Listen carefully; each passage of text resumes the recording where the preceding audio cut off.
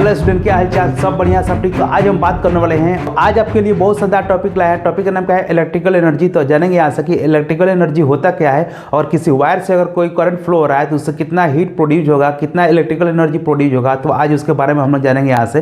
तो चलिए आज हम लोग स्टार्ट करते हैं यहाँ से। और चैनल पर नए हैं तो चैनल सब्सक्राइब कर लीजिए ताकि आपको इस टाइप का नोटिफिकेशन आपको मिल सके। तो जैसे हम लोग बात करते हैं यहाँ से कि इलेक्ट्रिकल एनर्जी, ठीक है। ऐसे तो बहुत सा फॉर्म ऑफ एनर्जी है, इलेक्ट्रिकल एनर्जी, कोल एनर्जी, ठीक है, या सो विंड एनर्जी, सोलर एनर्जी, बहुत टाइप का एनर्जी है, ठीक है।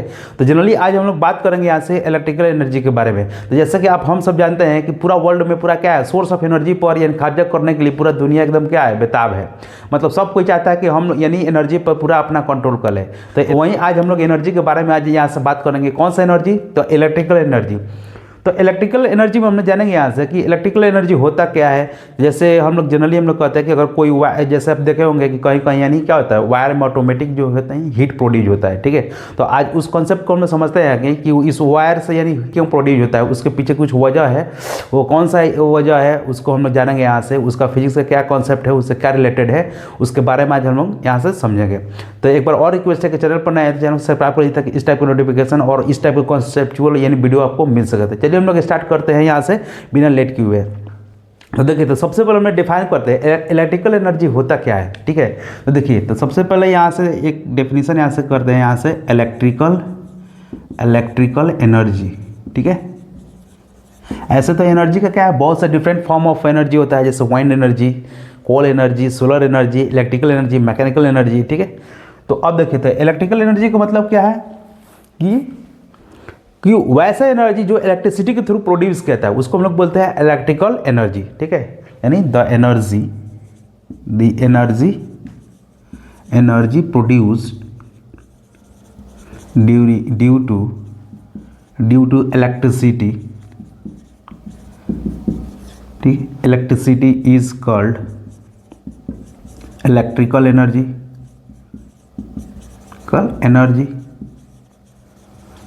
ऐसे क्लास 10 के लिए बेसिक है, इसलिए यहाँ पर एक डिफाइन भी कर दिए है। होता क्या है कि हमारे पूरा यूनिवर्स में एनर्जी का है यानी कंजर्व है, ठीक है।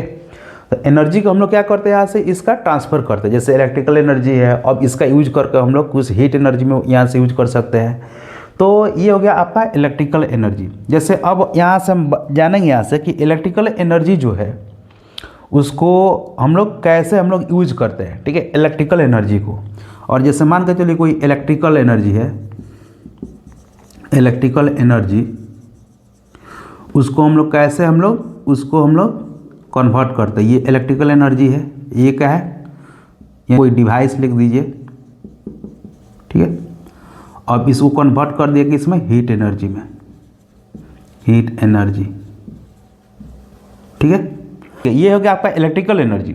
अब इलेक्ट्रिकल एनर्जी को यानी क्या है, उसको कन्वर्ट करने के लिए कुछ चाहिए। जैसे मान के चलो कोई डिवाइस हो गया, ठीक है। जैसे मान के चले, जैसे इलेक्ट्रिसिटी देते हैं किसको, हीटर को, तो वो क्या करता है, वो उस हीटर के थ्रू हम लोग को हीट मिलता है। तो वो एक डिवाइस हो गया इलेक्ट्रिकल एनर्जी को कन्वर्ट करने के लिए, क्या चीज़, किस एनर्जी में, हीट एनर्जी में, ठीक है। तो एनर्जी का क्या है, एनर्जी का क्या होता है, कंजर्वेशन होता है। उसको हम लोग एक फॉर्म से दूसरे फॉर्म में उसको हम लोग यानी बदल सकते हैं। एक्चुअली जो एनर्जी, इलेक्ट्रिकल एनर्जी जो होता है वो कैसे प्रोड्यूस होता है, ठीक है, उसको हम लोग कैसे कैलकुलेट करते हैं, उसके बारे में यहाँ से हम लोग उसको देखते हैं यहाँ से। तो इसको इरेज करते हैं, फिर हम लोग आगे बढ़ते हैं यहाँ से। तो ये हो गया आपका इलेक्ट्रिकल एनर्जी, ठीक है। अब जनरली ये देखा गया है कि इलेक्ट्रिकल एनर्जी को हीट एनर्जी में कैसे हम लोग कन्वर्ट करते हैं, ठीक है। जैसे हम लोग बहुत सारे इंस्ट्रूमेंट देखते हैं हमारे आसपास में। जैसे मान के चलिए कोई इलेक्ट्रिकल हीटर हो गया, आज ठंडा के टाइम में हम लोग हीटर जो यूज़ करते हैं, वो जैसे करंट फ्लो होता है उसके वजह से क्या होता है, वो जो हीटर जो होता है पूरा वो ऑटोमेटिक रेड होता है, फिर वहाँ से रेडिएशन होता है और वो वहाँ से हीट एनर्जी प्रोड्यूस होता है। तो उसके कॉन्सेप्ट को आज हम लोग देखते हैं। तो चलिए इसको हम लोग शुरुआत करते हैं यहाँ से।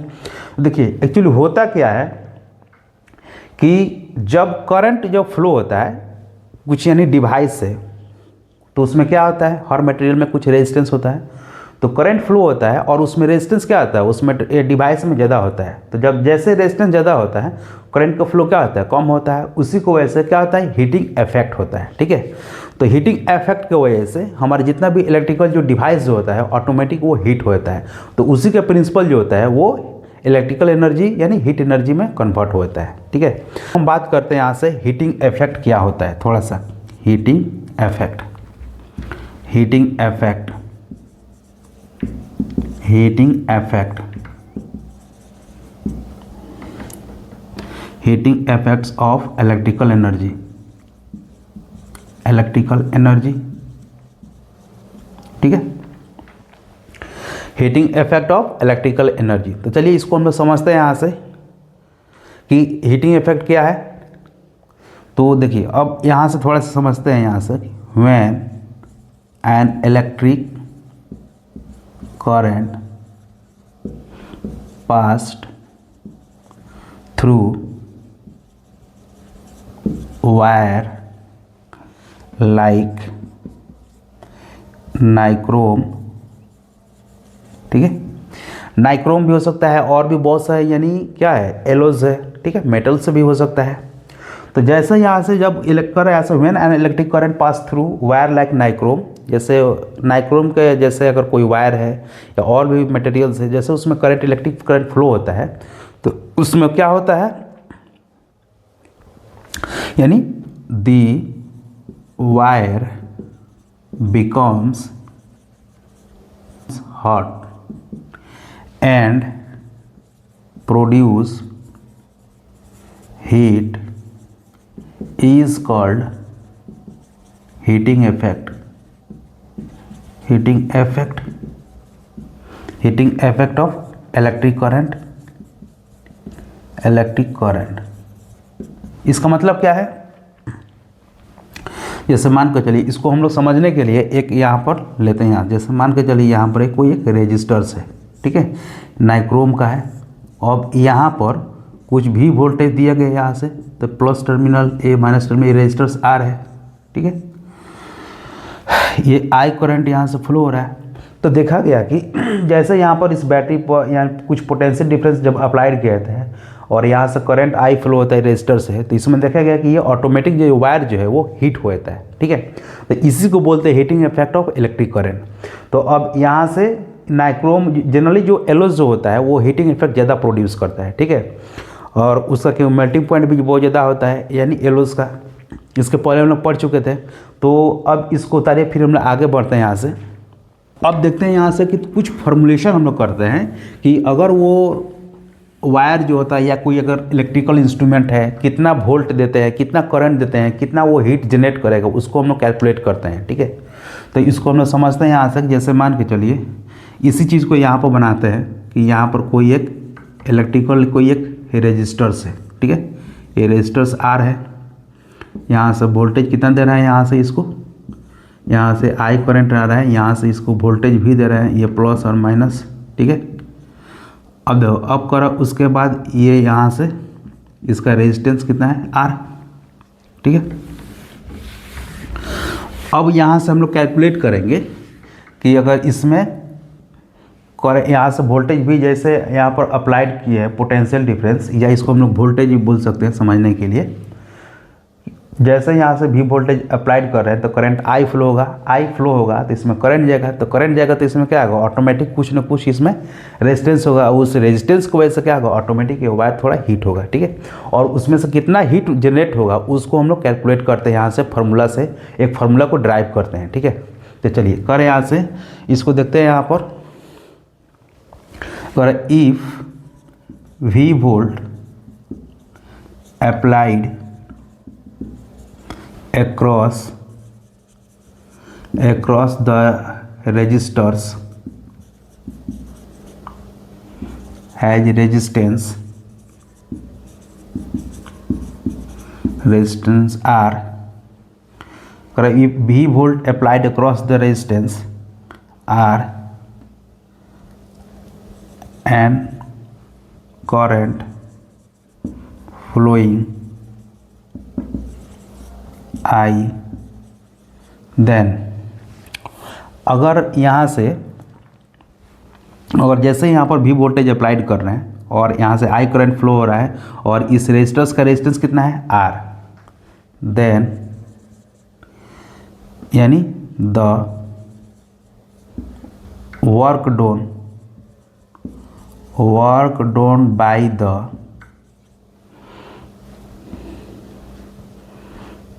चार्ज क्यू इज, ठीक है। तो वर्क डन कितना आ जाएगा यहाँ से, V equal to W by Q, इसीलिए W इक्वल टू क्या आ जाएगा, क्यू भी, ठीक है, कैपिटल क्यू देते हैं।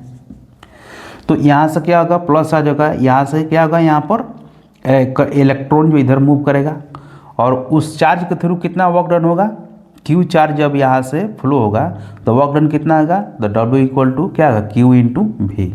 और हम लोग जानते हैं बाई ओम्स लॉ से, बाई ओम्स लॉ क्या होता है, यानी V equal to I R, ठीक है। अब यहाँ पर हम लोग रख दीजिए, यहाँ से इसको मान लीजिए फर्स्ट इक्वेशन, ठीक है। अब देखो तो क्या है, यहाँ से W बराबर क्यू इंटू भी, आ चूँकि V बराबर क्या आता है, आई आर, तो क्या आ गया यहाँ से W इक्वल टू क्यू, भी की जगह क्या आ जाएगा, आप आई आर रख देते हैं यहाँ से, I इंटू आर। और हम लोग एक और फार्मूला जानते हैं, क्योंकि क्या चीज़, Q बराबर आई टी, ठीक है। तो यहाँ से तो W इक्वल टू क्या आ जाएगा, I T into I R, तो ये क्या आ जाएगा यहाँ से, तो W equal to I square R T. तो यहाँ से W का फॉर्मूला आ गया, W मतलब वर्क डन, ठीक है। मतलब अगर इस जैसे इस रेजिस्टर्स के हम भी वोल्टेज अप्लाइड कर रहे हैं तो इस चार्ज के थ्रू कितना वर्क डन होगा, तो W equal to I square R T, ठीक है।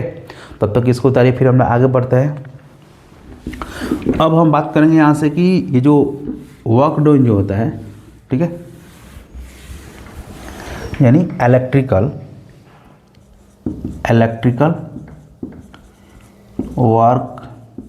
वर्क डन जो होता है इक्वल टू इलेक्ट्रिकल एनर्जी, ठीक है। तो ये वर्क डन W जो है वो इलेक्ट्रिकल एनर्जी E के बराबर हो जाएगा। तो E बराबर कितना आ जाएगा यहाँ से, E बराबर आई स्क्वायर आर टी, ठीक है। अब देखिए, अब इस ये जो एनर्जी जो निकला, यानी एक कौन सा फॉर्म में निकला, हीट एनर्जी, कितना प्रोड्यूस हुआ, आई स्क्वायर आर टी, ठीक है। या इसको H भी लिख देते हैं, H बराबर कितना आ गया, आई स्क्वायर आर टी, ठीक है। तो ये हो गया आपका हीट एनर्जी, मतलब इतना, ये हो गया आपका जूल में आएगा, ठीक है। तो ये हीट एनर्जी यहाँ से प्रोड्यूस होगा, हीट एनर्जी, ठीक है, H equal to I square R T, heat energy, ठीक है। अब यहाँ से देखते हैं यहाँ से कि ये जो हीट एनर्जी जो है किस किस चीज़ पर डिपेंड करता है, ठीक है। तो ये हीट एनर्जी करंट पर डिपेंड करता है, रेजिस्टेंस पर डिपेंड करता है, टाइम पर डिपेंड करता है, ठीक है। तो सबसे ज़्यादा किस पर डिपेंड करना है, करंट पर। जैसे अगर करंट दुगुना करेंगे तो यहाँ पर हीट एनर्जी कितना, तो हीट एनर्जी कितना होगा, यहाँ से 4 टाइम्स इंक्रीज होगा। तो करंट का ज़्यादा वैल्यू है, ठीक है। करंट का वैल्यू ज़्यादा, वैल्यू का मतलब क्या है, यानी करंट पर ज़्यादा डिपेंड कर रहा है, ठीक है, स्क्वायर। तो ये हो गया आपका हीट एनर्जी, ठीक है। यहाँ से कितना डेवलप होता है उस रजिस्टर्स में यहाँ से कैलकुलेट कर लेते हैं। जैसे एग्जांपल के लिए एक छोटा सा एक कैलकुलेशन के लिए, जैसे मान के चलिए कोई अगर वायर है, उसमें अगर मान के चलिए वहाँ से करंट कितना दिया, 2 एम्पियर दिया हुआ है, ठीक है, करंट 2 एम्पियर, और उसका रेजिस्टेंस कितना दिया, मान के चलिए 5 ओम दिया हुआ है। और यहाँ से 30 यानी 2 सेकेंड में कितना हीट प्रोड्यूस होगा, तो H बराबर आई स्क्वायर आर टी, आई का मतलब 2 का स्क्वायर, आर का वैल्यू कितना गया 5, और टी का कितना गया 2, मतलब हीट कितना गया यहाँ पर 4 इंटू 5 इंटू 2 यानी 40, मतलब वो हीट जो होगा यानी 40 जूल के बराबर होगा, ठीक है। ये चीज़ हुआ। अब इसमें एक छोटा सा एक थ्योरी आता है जिसको बोलते हैं हम लोग जूल्स लॉ, ठीक है, या जूल्स हीटिंग लॉ, या heating effect of joules law, या जूल्स इफेक्ट भी बोल सकते हैं। तो चलिए उसको देखते हैं थोड़ा सा कि जूल्स लॉ क्या है, तब तक इसको उतारिए, फिर हम आगे बढ़ते हैं यहाँ से। तो अब हम बात करेंगे यहाँ से कि जूल्स लॉ क्या होता है, ठीक है। जूल्स लॉ कुछ स्पेशल चीज़ नहीं है, जूल्स लॉ क्या है, ठीक है। यानी इसका स्पेलिंग क्या है, जूल्स, JUL, जूल्स लॉ। तो ये जूल्स लॉ क्या है, तो जूल्स क्या है, कोई एक साइंटिस्ट का नाम था, ठीक है। उन्होंने क्या ऑब्जर्व किया कि उन्होंने ऑब्जर्व किया था कि जो हीट जो है, वो हीट एनर्जी जो है, इस पहला नंबर किस पर डिपेंड कर रहा है, यानी heat energy produce in the electrical wire depends on, ठीक है। अब इसी फॉर्मूला के आधार पर उन्होंने क्या किया कि जो हीट जो है वो डायरेक्टली प्रोपोर्शनल टू क्या चीज़, यानी I² करंट पर, I² के प्रोपोर्शनल होता है, उस पर डिपेंड करता है, ठीक है। दूसरा नंबर क्या है, रेजिस्टेंस पर, यानी heat energy depend of resistance. तीसरा नंबर पर यहाँ से यानी heat energy depend on time. तो इस तीनों को मिलाकर क्या बन गया यहाँ से, H जो होता है H = I² RT, ठीक है, हीट एनर्जी। तो इसी को बोलते हैं हम लोग जूल्स लॉ, ठीक है। तो जूल्स लॉ उन्होंने क्या बताया था कि यानी H जो है, हीट जो है, वो करंट के डायरेक्टली प्रोपोर्शनल है। अगर करंट अगर दुगुना बढ़ेगा तो हीट एनर्जी 4 टाइम्स बढ़ जाएगा, यानी 2 का स्क्वायर कितना, 4। अगर हीट एनर्जी दुगुना करेगा तो यानी अगर रेजिस्टेंस को दुगुना करेगा तो हीट एनर्जी भी दुगुना होगा, टाइम को दुगुना करेगा तो हीट एनर्जी भी दुगुना हो जाएगा, ठीक है। तो ये हो गया आपका heating effect of electric current, या इसको बोलते हैं जूल्स लॉ बोला जाता है, ठीक है। और ये होगा H = I² RT के बराबर होता है। ये सब क्या हो गया आपका जूल्स में, या बुक में यानी जूल्स यानी J भी लिखा रहता है, ठीक है। तो ये हो गया आपका heating effect of electric current यानी जूल्स लॉ क्या है इसके बारे में। अब हम इस पर एक क्वेश्चंस को हम लोग यहाँ से सॉल्व करते हैं, एक न्यूमेरिकल क्वेश्चन को यहाँ से बनाते हैं ताकि और क्लियरिटी यानी यहाँ से कॉन्सेप्ट क्लियर हो जाए। तब तक इसको हम यहीं मिटाते हैं, फिर आगे बढ़ते हैं,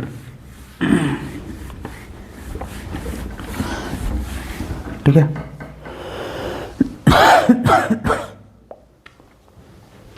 करें यहाँ से question number 1, A potential difference of 250 volt applied across the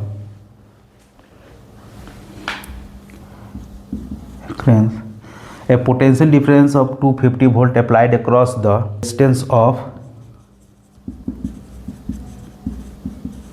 resistance of 500 ohms in an electric iron, ठीक है, in an electric iron, calculate क्या कैलकुलेट करना है, करंट। 2 नंबर में यहाँ से इन हीट प्रोड्यूस इन 10 सेकेंड, ठीक है। मतलब इस क्वेश्चन को हम लोग समझते हैं यहाँ से, कोई एक इलेक्ट्रिकल आयरन है, अब उस पर 250 वोल्ट उसको दिया है पोटेंशियल डिफरेंस और उसका 500 ओम रेजिस्टेंस है, तो उससे कितना करंट फ्लो होगा वो निकालना है। उसके बाद दूसरा नंबर इसका हीट कितना प्रोड्यूस होगा वो निकालना है, ठीक है। तो चलिए यहाँ से जो दिया है उसको लिखते हैं। यहाँ से वोल्टेज भी कितना दिया है, 250 वोल्ट। उसके बाद यहाँ से आर कितना दिया है, यहाँ से 500 ओम दिया है। अब यहाँ से हमको क्या निकालना है, यहाँ से आई निकालना है, क्या होगा। उसके बाद एच निकालना है, वाट, और टाइम दिया है यानी 10 सेकेंड, ठीक है। तो हम लोग जानते हैं चूँकि ओम्स लॉ से कर है by Ohm's law. Ohms law क्या होता है, V = IR, इसीलिए I = V/R।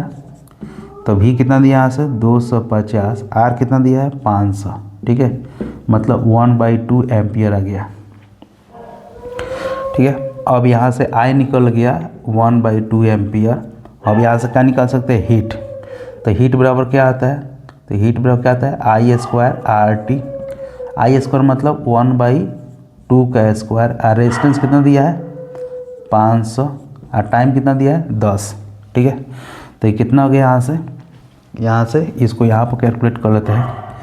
तो 1/4 × 500 × 10, तो ये 2 से कटा दीजिए यानी 5, और उसके बाद कितना आ जाएगा 250, फिर कितना आ गया यहाँ से 250 इंटू 5, 25 5 100, 125 और 1 0 यानी इतना जूल। ठीक है, तो यहाँ से हीट एनर्जी कितना होगा यानी 1250 जूल एनर्जी जो है यहाँ से प्रोड्यूस होगा। ठीक है, इस क्वेश्चन में इतना ही था। चलिए अब हम थोड़ा सा कुछ बात करेंगे यानी इलेक्ट्रिकल एनर्जी का यूनिट के बारे में। ठीक है, इलेक्ट्रिकल एनर्जी का यूनिट क्या होता है? जनरली हम लोग एनर्जी का यूनिट हम क्या लेते हैं यहाँ से यानी जूल लेते हैं। ठीक है, अब हम बात करेंगे यहाँ से जो कमर्शियल जो हमारे घर में जो इलेक्ट्रिसिटी से जो हम लोग यूज करते हैं, जैसे फैन हुआ, बल्ब हुआ, ठीक है, आयरन्स हुआ, जो हम लोग यूज़ करते हैं, और जो हमारे घर में जो यूनिट लगा रहता है, मीटर लगा रहता है, उसमें हम लोग कैसे हम लोग एनर्जी का कैलकुलेशन करते हैं, तो अब हम लोग उसको समझते हैं, हम लोग उसको एक बाय एक करके। ठीक है, चलिए अब हम बात करते हैं यहाँ से कमर्शियल यूनिट क्या होता है एनर्जी का। ठीक है, तो हमारे जो घर में जो यानी जो मीटर लगा रहता है इलेक्ट्रिसिटी का, उस पर यानी उसका एक कैलकुलेशन होता है। ठीक है, तो हम लोग उस कैलकुलेशन को भी देखेंगे यहाँ से। तो सबसे पहले हम बात करेंगे कमर्शियल यूनिट ऑफ एनर्जी। ठीक है, तो कमर्शियल यूनिट ऑफ एनर्जी, तो जनरली हम लोग एनर्जी का यूनिट क्या लेते हैं? एनर्जी का यूनिट क्या होता है? जूल। ठीक है, अब मान के चलिए एक बल्ब हम लोग यूज कर रहे हैं, ठीक है, समझने के लिए 60 वाट उसका पावर है, मतलब पर सेकंड 60 जूल जो एनर्जी कंज्यूम कर रहा है। तो एनर्जी कंज्यूम कर रहा है तो हम लोग को क्या है, जो इलेक्ट्रिसिटी बोर्ड का जो ऑफिसर है, मालिक, हो तो क्या लेगा? चार्ज लेगा, पैसा लेगा कि आप इतना बल्ब यूज किए हैं, इतना बल्ब इतना एनर्जी कंज्यूम किया है। तो उसका कैलकुलेशन हम लोग कैसे करते हैं? तो उसका कैलकुलेशन आसानी से हम लोग कर लेंगे। कैसे?